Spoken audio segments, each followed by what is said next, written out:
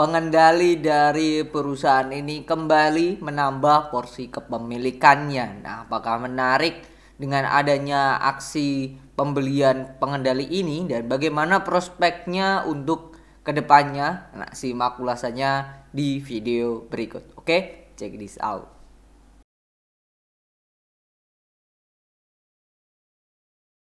Saya tag video ini di break sesi 1 jam 12.19 tanggal 7 Februari 2024. Kondisinya ISG-nya naik 0,09, MTech naik 2,95 di LQ45, BRIS juga naik 2,16, Medco naik 1,79, Arto naik 1,32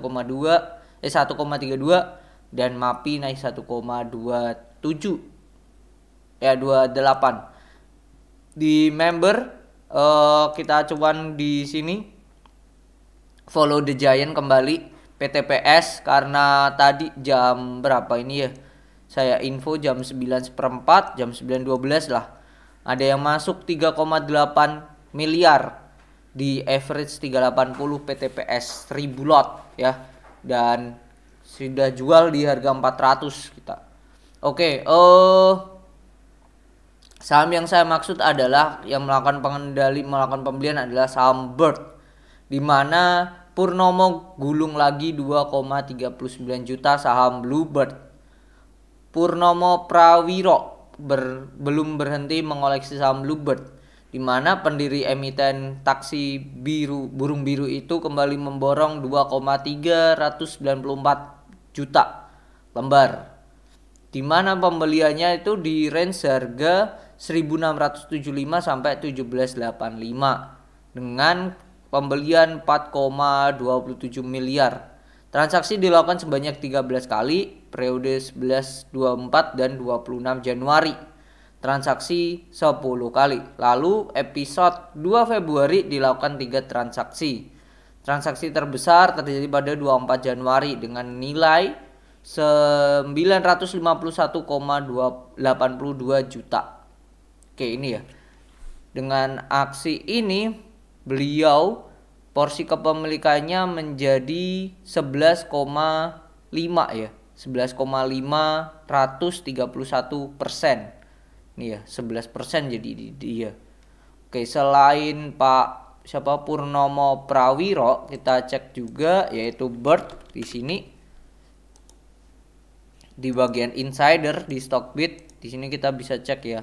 Yaitu ada Adrianto Joko Sutono, ini juga melakukan pembelian lagi di 2024 ini di Januari tepatnya.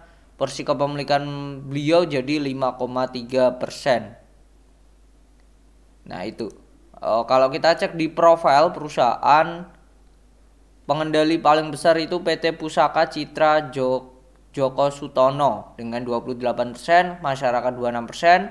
Lalu Purnomo Prawiro 11%, 11,4. Indra Priawan Joko Sutono ini 5,8. Lalu Noni Sri Ayati Purnomo ini 4,8. Chandra Investama PT ini 1,6 dan PT Purnomo Investama 1,6.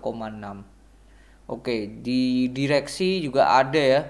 Direksi dan komisaris juga pada memiliki sahamnya yaitu Pak IR Kresna Priawan Joko Sutono ini 6,2, lalu IR Sigit Priawan Joko Sutono 6%, lalu Adrianto Joko Sutono ini 5,3, lalu Sri Adriani Lestari 2,5 dan Bayu Priawan Joko Sutono ini 0,4%. Jadi Joko Sutono family lah ya, ini banyak yang mempunyai lah di sini.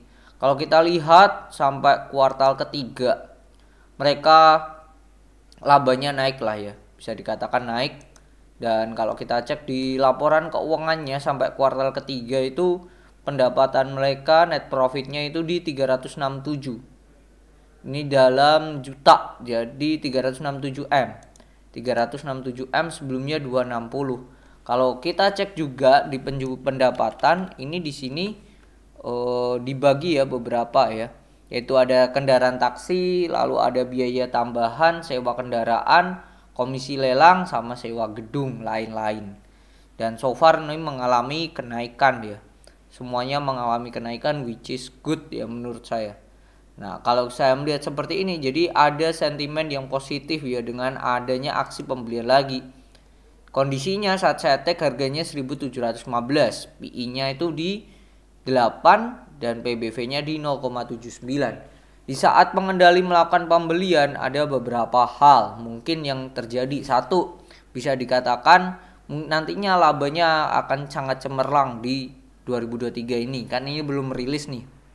Satu itu. Yang kedua, atau kondisi sekarang itu masih murah gitu. Atau yang ketiga, mereka ada potensi proyek yang sudah di achieve di 2024 sudah kontrak ya. That's why mereka memproyeksikan labanya akan cemerlang di 2024. Nah, itu beberapa hal probabilitas kemungkinan yang bisa terjadi kenapa kok manajemen pengendali melakukan aksi pembelian lagi.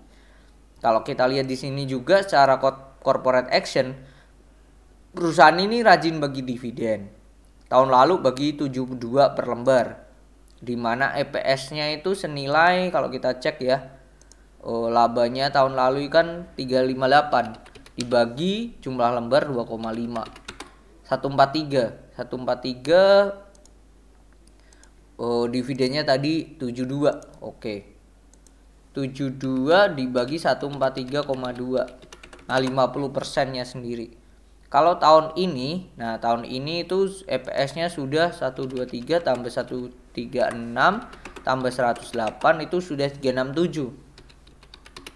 Nah, ini aja sudah 146. Jadi bisa dikatakan pasti akan melebihi dari dividen tahun lalu. Tahun lalu tuh 72. Saya bisa katakan ini pasti akan lebih dari 72 per lembarnya dividennya yang makan mereka bagikan.